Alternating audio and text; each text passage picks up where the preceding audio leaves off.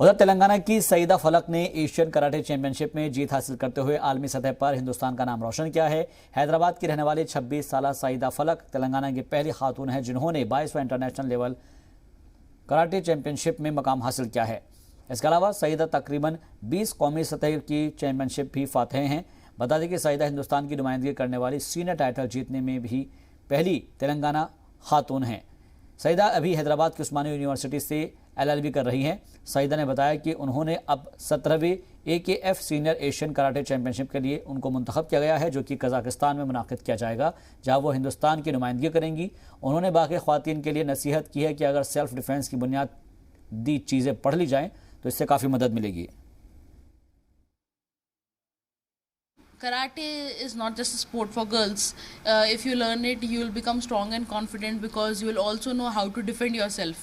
And I think I would like to recommend all the girls to learn basic self-defense techniques so you can protect yourself and move out freely if you are in a situation and if you need to defend yourself. I'm selected to represent India at the 17th AKF Asian Senior Karate Championship, which is going to be held at Almaty, Kazakhstan from 17th December to 22nd December.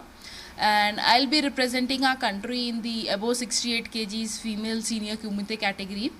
I'm the first from Telangana to have been qualified for this championship, and earlier also I have represented India at the Asian Karate Championship and World Karate Championships. So this will be my first tournament after the pandemic.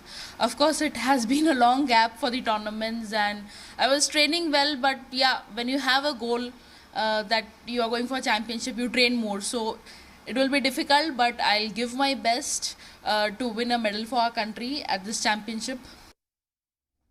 मैं अक्सर ये बोलता था कि भाई लड़कियां कुछ इस काबिल बनना जो उनके पेरेंट्स को कोई टेंशन न रहना। मैं देखता था अक्सर कि भाई जो भी बच्चियां उनके माँ बाप होते हैं, उनके शादी के बाद चाहे वो कितने भी अच्छे लोग हो, किसी पे भरोसा है, कुछ प्रॉब्लम्स आते हैं, ये तो हम अक्सर मेरी एक सोच थी कि मेरे बच्चियाँ इस काबिल बनना जो किसी के पेरेंट्स को कोई दबाव नहीं रहना।